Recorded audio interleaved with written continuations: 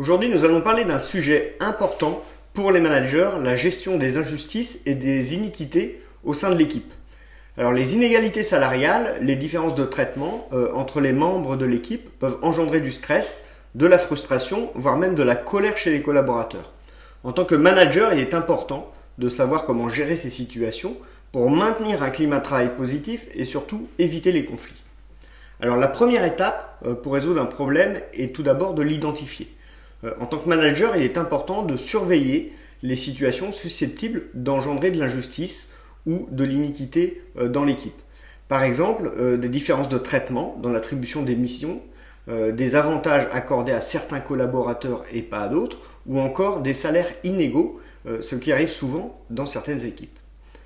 Ensuite, le deuxième élément, c'est qu'il est essentiel de prêter attention aux remarques des collaborateurs. Et là, je vous le dis régulièrement, être à l'écoute de leurs préoccupations. Si un collaborateur se plaint d'un traitement inéquitable, il est important de prendre le temps de le comprendre, de comprendre ses motivations et ses points de vue. Il est également nécessaire de tenir compte de l'impact de la situation sur la motivation, le moral, la productivité de l'ensemble de l'équipe. Enfin, troisièmement, il faut agir rapidement et de manière juste. Une fois que vous avez identifié une iniquité, il est important d'agir rapidement et de manière juste. Il faut déterminer les mesures appropriées pour corriger la situation et les appliquer de manière transparente. Vous devez aussi communiquer clairement sur les raisons de ces mesures pour éviter toute confusion ou ressenti de la part des collaborateurs. Enfin, quatrièmement, prévenir les iniquités futures. L'important, c'est que ça ne se reproduise pas. Donc pour éviter cela, vous devez mettre en place des politiques claires et équitables en matière de rémunération, de promotion, de traitement des collaborateurs.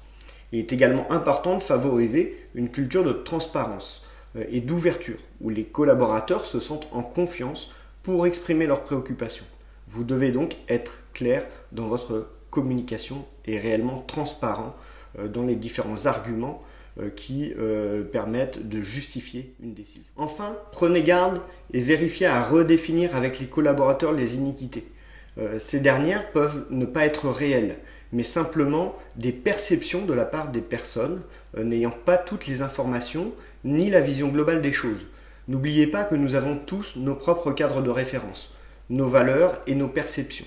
Il est donc essentiel d'objectiver et de prendre du recul avant d'agir. Certaines iniquités sont simplement des iniquités perçues en fonction du cadre de référence des individus, mais ne sont pas des iniquités réelles.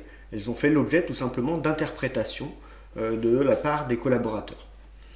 Enfin, certaines iniquités réelles ne dépendent pas des managers eux-mêmes, auquel cas cela engendre des difficultés auprès des collaborateurs et une remise en question de la légitimité managériale.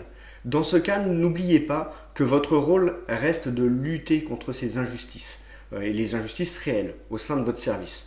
Faute de résultats, vous avez une obligation au moins de tenter d'y remédier et d'expliquer la situation à vos collaborateurs. Ce sans quoi, vous perdrez le respect des collaborateurs et votre légitimité managériale. En conclusion, la gestion des iniquités et des injustices dans une équipe est un défi pour le manager. Il est important de les surveiller attentivement, d'écouter les préoccupations, d'agir et d'avoir une politique claire pour prévenir toute problématique au sein de l'équipe. En fin de compte, la façon dont vous gérez les iniquités et les injustices peuvent avoir un impact significatif sur la motivation, l'engagement et la productivité de vos équipes. Merci d'avoir regardé cette vidéo. Je vous invite à la partager sur les réseaux et à me faire part d'éventuels sujets si vous souhaitez que les sujets soient traités au sein de la chaîne. Merci à tous et à très bientôt.